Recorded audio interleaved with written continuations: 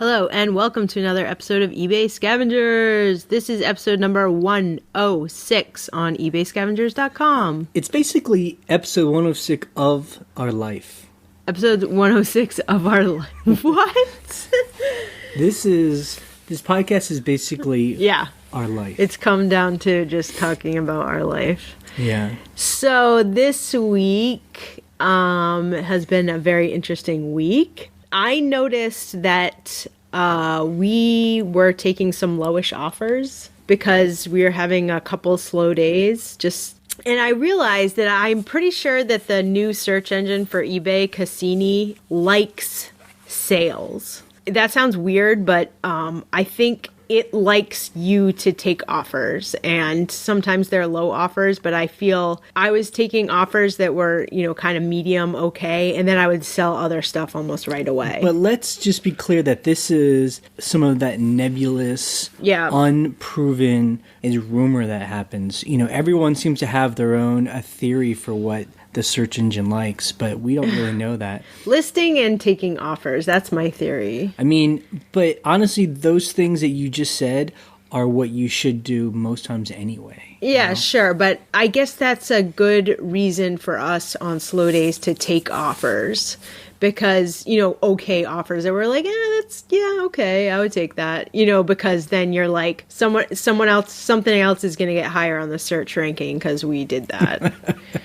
I think that so my thing would be, even if that's not true, that, our search ranking doesn't raise, that's just a good idea anyway. Right. Is that when things are slow, that's what we normally do anyway. We're willing to take offers lower than we normally would. Right. So I think the reason why you're saying this is that there was that day where it was kind of slow and the morning happened and you took a kind of a lowish offer on a pair of old shoes we had, and then literally within the next 10 minutes we sold something else. Stuff, so it made it feel like I'm like, I just don't know if you can make those things connected. They're not, Like I wish that you could, but and I think what you're talking about, or what I remember from this week, it was like on a Thursday. It's just been a little bit slow, and we like if you look at our numbers on this blog post, we sold a good amount.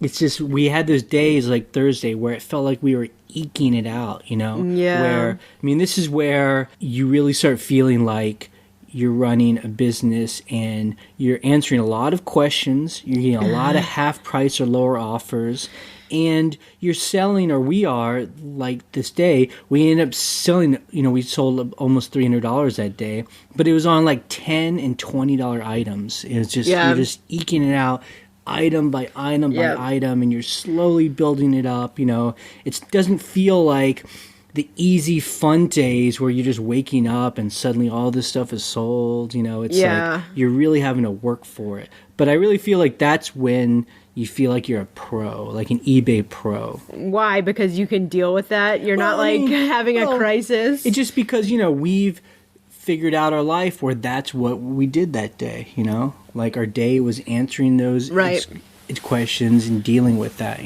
Something that sold this week, and we have like kind of a whole story around it. I sold and packed the heaviest item I have ever sold that I had to pack that wasn't local pickup.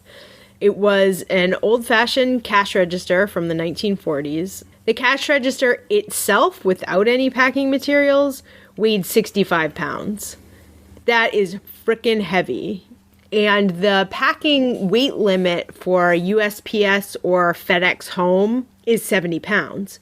So I knew off the bat that I would have to send it UPS ground because their weight limit is 130 pounds. I knew that with the packing material and the boxes and the padding that it was going to be, more than 5 pounds of, packing material. And that was something new to us, was doing at UPS, because normally we only use the post office. The post office. Now, the thing about UPS, and some of you will know this because you use UPS, but I am strictly post office. Like, I do not mess around with anything else unless someone gives me an account number or whatever.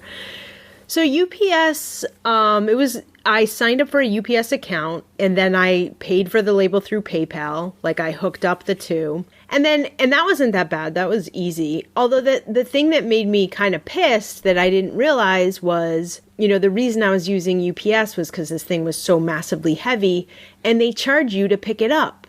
So it was $13 to ask for a home pickup, and it was extra because we live, not near a city. That was kind of a bummer. And I was like, oh, well, maybe we'll bring it to the nearest USPS place, which is like 10 miles away. And I'm like, the whole point of pickup was this thing weighs a ton. So that was the story around that. And the other issue was we bought this at an auction. We paid a little too much for it, because we thought it might actually work. We thought it might do the little mechanical thing. We paid, I think, $60 for it. And we sold it for $150. Yeah, that was, it was definitely not something that was successful for us in our mind. We made $100 on it, but yeah, it was just, it's one of those examples of we were at an auction. We didn't get that early enough to really test and look at everything. This cash register came up. I, for some reason, got into it's my head it was going to be worth a lot of money. And then when we actually bought it and looked at it, we realized it was, it's cool, it's huge, it's awesome. I'm sure someone could fix it up, but the person who bought it was what we expected. She was just like, I want it for a display. Yeah. Which is cool. That's what it's for at this point, because it doesn't work. The good thing is, now this is a good perspective on it, we didn't lose money and we actually made money on it. It was just one of those objects that you're like, I wish we had made a lot more money on it. And we learned some things from it. We learn now about having things picked up by its UPS and that they'll do heavy items, which is cool. You learned about how to box things that heavy. Oh my God, this thing. And we also got some good info from other people on the blog who were talking about that tape that is reinforced tape. So there's a couple of things that can be used. Because this thing was so heavy, I was like, I really have to tape the crap out of this box on every angle so that, the box doesn't rip. But a good suggestion on the Q&A post was reinforced, it's called strapping tape. And you've seen it before. It's got little fiberglass, or it might not be fiberglass. String or something. String. It's like this string inside the tape.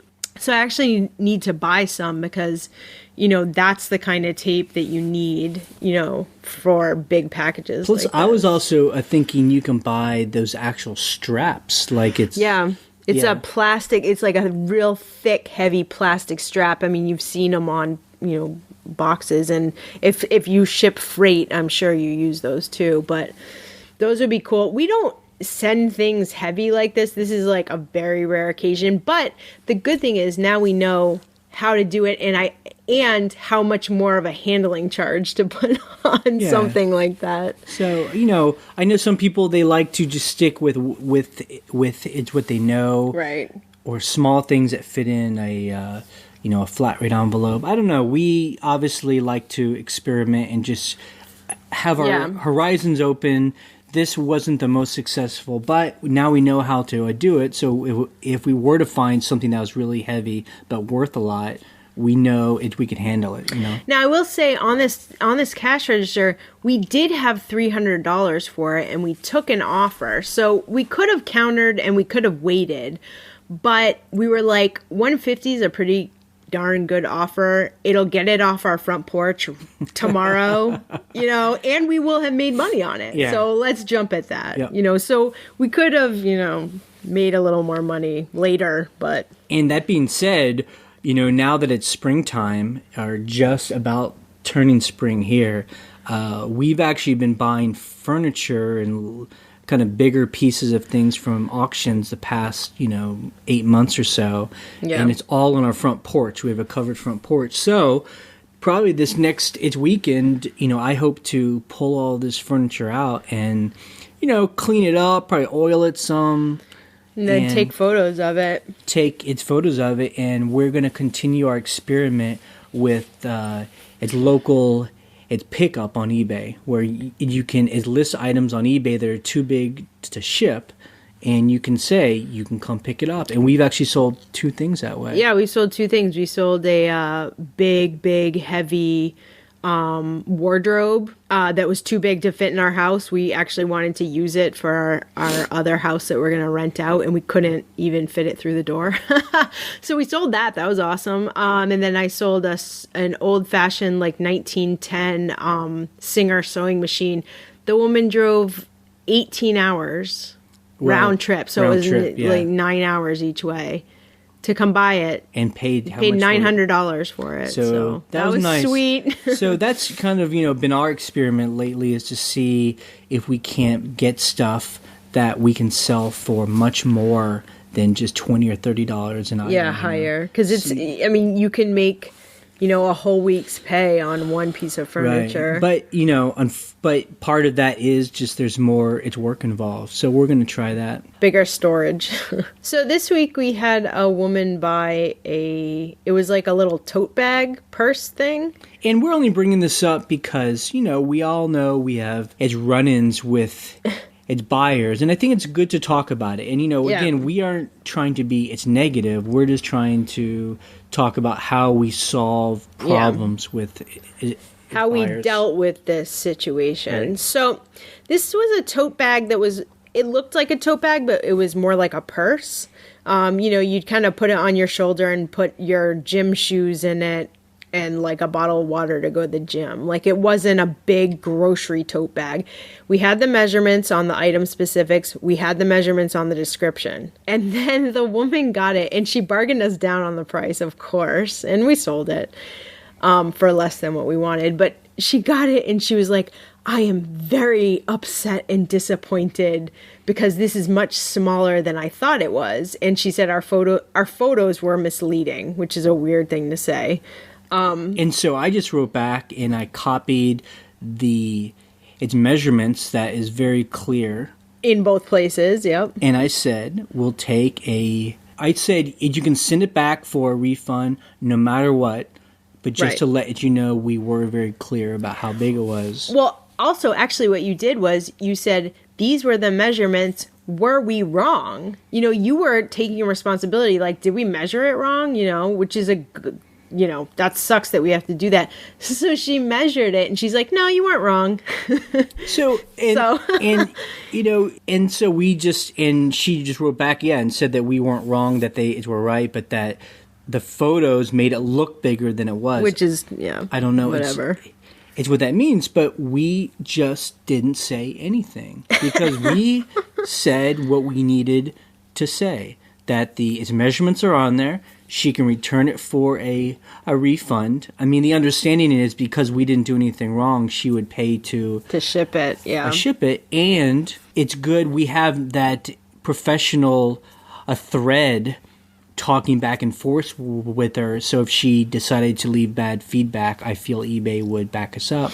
Yeah, we just didn't say anything. She didn't say anything, and it was done. That was done. And she hasn't left us any feedback. Period. But I just think that's a good example of, look, it happens. I know I do things. It turns out I did something stupid. And you know what? I think it's its reaction for any of us is I get mad at myself. But the way it looks, I get mad at other people, And that's what she was doing. She's mad at herself. Mad at us. Because she didn't read into a listing. But she was trying to get mad at us. But I know in the old days I would have engaged with her, taken it personally, and really made a messy scene. And then it doesn't really give us as a seller's good. It doesn't look good for us. Well, I think the important part too about that was we were actually willing to be wrong. We were like, oh, shoot, did we totally over measure this? Or did I write down a measurement from a different bag on the, notebook or something? And we weren't wrong. So, I'm sure maybe this happened to you over the past week dealing with a problematic buyer who was just mad at themselves for doing something. But I think the best way is just to offer its return and then just be silent. There's no need to engage in their, kind of kookiness. So yesterday I was looking at some people's stores because they had sent me their store names. And I noticed that they had a very different look than my store. They looked really like fresh and modern and new. And I was just like, how did they do that? I didn't hear anything about store looks changing. I never got a message about it or anything, but I Googled it because I didn't know what else to do. And there is a page on eBay about how they're changing the look of stores. And I will link to it on the blog posts. I asked a couple people how they changed their store, and they said they didn't do anything. So I don't know if anyone else knows, like, do you have to flip a switch? But from the link, it seems to make clear that you have to actually turn it on. Right. And it's free, and it just looks better. And if you don't like it, you can go back to the old way. Right. For some reason, we tried to do it in our store. That option isn't available. So it could just be new, and they're slowly unraveling it or whatever. Right. So rolling it out. I'm actually going to call eBay and see if I can be like, please turn that on my store. I just think it's funny because, we've talked about it for a long time. Like eBay, it's almost becoming cool again because it looks so old. Like, it looks like the web did in 1997. Yeah. And it seems like they're slowly trying to modernize the look. Well, and they'll show, I'll link to it, and they'll show an example of, like, some stores that have the look, and it looks cool. I'm like, yeah, it should look like this. I feel like by the time eBay finally makes the switch and gets up to date, all the cool websites are going to look like eBay does now because it just looks so like retro. And it's been a good week. We've been, every Thursday now we're posting a question and answer thread at ebayscavengers.com just so, we can all kind of trade tips and just talk about things going on. And it's been really cool, actually. Like, there's a lot kind of happening. And people are really talking on those posts, so that's good. And like we always say, we do this podcast really just for ourselves. I mean, we're just kind of documenting our lives right now, and our lives is selling on eBay. Yep. And, kind of being independent. And so it's neat to hear other people doing the same thing or thinking about it. I mean, so we learned some things about that tape, that it's reinforced tape. People were just talking about that, and that was great to figure out. We learned, and we finally got the final word about getting cash back from PayPal when you pay your eBay fees with your PayPal debit card. Yeah. And that was a Mark in it's New Jersey is the one who had first told me about that. Mm-hmm. And there was some concern about maybe it wouldn't work if you use it as a credit card, but it does. It does, yeah. I even called eBay to make sure I didn't get charged some extra fee for using a credit card to pay my monthly fees, and they were like, nope. So that was good. And I'm about to, I'm trying to get through all of our backed up inventory. We have like 200 shirts, like a men's fancy shirts. And they sell. I mean, you guys know, a lot of you sell shirts full time. They just aren't fun. And again, these are like the pants that I just did, like the pile of pants. I mean, these are shirts that we basically get for almost free. Yeah. Just when we're out scavenging, someone will have like a bag of shirts and they'll just be like, it's $1. And, they're these awesome brands. So people were very good with telling me how they do it. And someone was suggesting taking them to a dry cleaners and maybe they would do them for $1 a shirt, which honestly sounds very inviting. But I think we're going to do the steamer. We just have a steamer. Yeah, we have two steamers, a big steamer and a tiny hand steamer. And I think how we're going to do it is I'm going to steam like 15 shirts every morning. And then Jay's going to take all the photos. The funny thing is, it was actually kind of hilarious. People were like, you could bring it to the dry cleaners and maybe get like a bulk rate. And I was like, yeah, there's not a single dry cleaners in our county. There's not one single dry cleaner in the county. So we'd have to drive basically like an hour, which is crazy. And number two, it was so cute. Someone else was like, oh, you could wash them and then put them on like a light air dry and then take them out and hang them up. I'm like, that's funny too, because we don't own a dryer.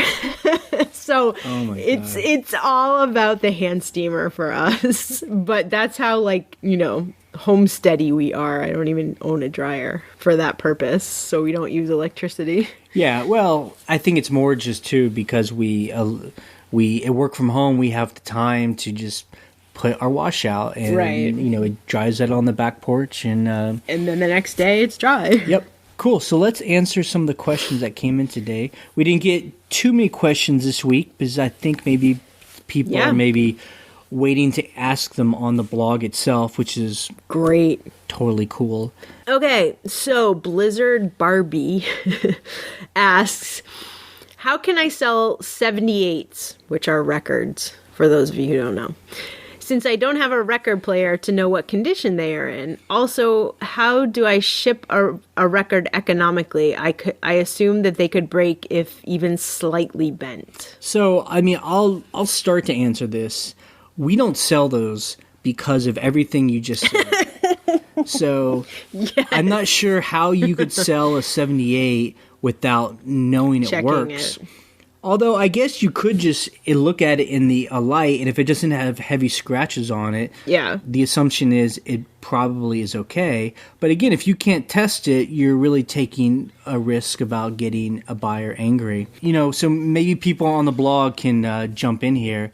The other thing about shipping its records, it's too bad Mikey and Wendy aren't here because they've actually sold its records, and they actually had problems because they would all break, shatter, and then I think they learned how to do it. I remember Mikey saying that they finally did a sandwich of like 3 to 4 layers of cardboard. So they would just sandwich it between so much cardboard. I feel like you'd have to float it in another box. Oh, maybe they floated it. Oh, God. Because if you don't, I mean, no matter how many pieces of cardboard, if there's any kind of bend at all, it would just crack. Snap it. So, okay, that's good to know. Basically, you have to treat this record like glass.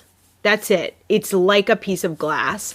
So, you have to sandwich it and then float it in another box, which to me sounds insane. Yeah, I think the reason why we just stay away from albums and LPs, is I think the ones that sell, I think you just have to learn to be an expert, It's like the old blues, the old country and a western. I just think you just really have to be into those things, because really if a record doesn't sell for $30 or $40, it's not really worth all the work the we trouble. just said. Oh boy. But again, if someone has more to say about it, I love to learn if I'm wrong, Okay, someone who did not leave their name said this. I contacted Profit Bandit, which is for Amazon, and was told, unfortunately, we cannot provide the workaround anymore due to technical limitations inherent to Profit Bandit. Now it is required that users sign up for a pro merchant account on Amazon in order to use the app. And you can get a refund for buying the app if you didn't know that. So that is a real bummer. And just to talk about its context, we've been talking about retail arbitrage and selling on Amazon, and these scanners are important because when you're in Walmart or TJ Maxx, you can use your phone as a scanner and you can be scanning things, and Profit Bandit is a app where it tells you how much that item sells for on Amazon. And it even tells you after all the fees how much of a profit it is. It's been good for us. We got it, and there was a workaround where we didn't have to have a pro account, and it's working. Everything we scan, it says there's no profit on it. So we don't buy anything. Or there's like $1, it's profit on it. So it's been great. It's for us because it means that we just don't buy any of that stuff. It sucks. I don't know if there's a workaround, and if someone does retail arbitrage, I'd love to hear if there still is another scanner that doesn't need a pro account. Or, the other thing about the other scanner apps is a lot of times they have a monthly fee themselves. So it's like you might not need the pro account, but you have to pay them $15 to $30 a month. So it gets a little bit crazy. And that account we're talking about is Amazon. If you want to be have a pro account, it's $39.99 a month, and then you get, I think it's less fees than if you just are an individual seller, like we're selling random and really stuff. that's just for people who are, they're gonna be Amazon people, like you're gonna sell on Amazon, so it's worth it. It'd be like opening up a store in eBay. You're gonna pay a monthly fee because you're gonna commit to being on that platform. Right. Oh, I do want to mention one stupid thing that I did this week. I have a bunch of books listed on Amazon, and I have only a couple of those listed on eBay. And I thought I knew which ones that I had listed. And I sold this one book last week on eBay, and I failed to check that I had it on Amazon because I was like, I don't think I have any duplicates, really. And then someone this weekend bought the same book on Amazon, and I had already sold it. So we just had to. I just had to cancel it. But that's a good example of like, make sure if you're selling on two platforms that you double check. Yeah, I just think that's why we just don't like to sell on multiple platforms. It just gets to be too kind of complicated. Yeah. But somebody says, it's not really a question, but I'd like to say why we don't do this. He says we should do a video podcast. That was Joe the shoe guy said we should do a video podcast. Because we actually put these podcasts on YouTube. So they're, an audio, a file on the blog, but we also have it on YouTube because, there's a lot of people over there. And people like to subscribe just through YouTube. And we just have a picture and then we just, the audio goes. So it's not really a video. But the reason why we don't do this in a video format is number one is we've seen those, you watch someone and they're talking about Amazon or eBay, but really you're just watching someone's face talking. So boring. It's just, I don't know, when they're like half an hour long, they just seems kind of boring. I feel like this works for us because you right now, I hope, are a listing or you're taking pictures. You don't need to see us. Yeah, you don't. Yeah. We're just like a radio show more than like a TV show. I also find like with those video podcasts that are, just people talking, I feel like I need to watch them when really I should just be listening to them because they aren't really showing me anything at all. And that to me is very distracting. Yeah. I'm like, I just want to listen. I don't want to have to look. Are you going to show me something? So if we are going to do a video, it will be like the videos we've made where we are showing you something. And we're trying to get it into our schedule because we like to make the videos. We're trying to fit into our schedule where we could do one a week. Yeah. And we're trying to make a list of videos that we think would be fun and helpful for other people to make. We have a list, but we need to go through it. So we're going to try and work on that. So if you have a suggestion of videos you would like us to make, just go to our blog, ebayscavengers.com, and just tell us. Leave a comment or send an email. So we got this is kind of another kind of technical question. Our blog posts are starting to get almost 100 people commenting. Yeah. So it's getting a lot of comments to follow. It's getting hot and heavy, and someone was just asking, well, how do I subscribe to the comments? And if you go to our subscribe page, there is an RSS feed that you can put into a reader. So anytime someone comments, it will update itself. Those of you that aren't technical and don't know what an RSS feed is or an RSS reader, the best way to do it would be to engage in the conversation. You can leave a comment, and then before you post it, you can check notify me for updates. So when anyone else replies to that comment thread, it should email you. And since Google Reader got closed down late last year, I don't really know a good reader if you're into subscribing to comments through feeds. Yeah, because you would need a reader to subscribe through comments. I don't use a feed reader at all. I used to, but... But that's all we do is we just comment on the post then anytime someone leaves a new comment, we get an email, and that's how we just take part. I'll look into that and just see if there's a better way to do it, because we use Blogger. I'll just see, because you shouldn't just be getting a page of code with nothing to do with it. But and honestly, we've thought about maybe doing a forum, but I feel like there are just so many forums online about eBay and PayPal and whatever. I'm just, we don't want to just add to the more places to, waste time. So. And that was from Mama Jules, actually. So she's talked to us a bunch. But if someone has, a better idea, please get into the comments there and say there's something. Cool. So that's it for this episode. Our next one we're actually going to do, because we just did it, on flea markets. Yeah, Jay is in like an ecstatic state right now because we went to the flea markets for the first time since it was nice out last year. It's weekend, people were out, it's really cool. So we're going to talk about finding and scavenging items at the flea market and why we love it. Bye!